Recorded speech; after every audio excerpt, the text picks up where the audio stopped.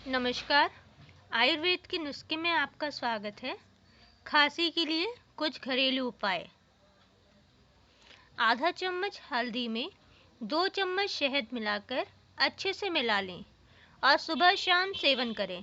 इससे खांसी ठीक हो जाएगी।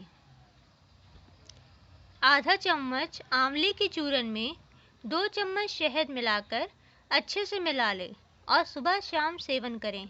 इससे खांसी ठीक हो जाएगी। 1 चुटकी फिटकरी के चूरन लें और ऊपर से गर्म पानी पिएं। इससे खांसी ठीक हो जाएगी और सारा बलगम धीरे धीरे बाहर आ जाएगा।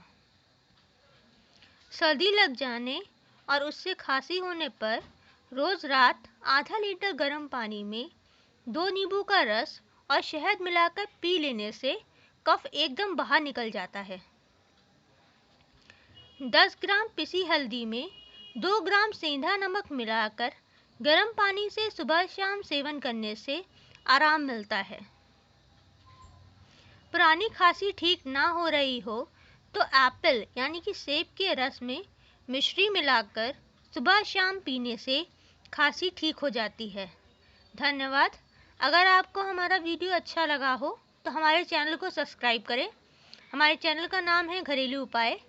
हमारे वीडियो को शेयर और लाइक करना ना भूलें। ज़्यादा नुस्खों के लिए नीचे दिए गए लिंक पे क्लिक करें। धन्यवाद।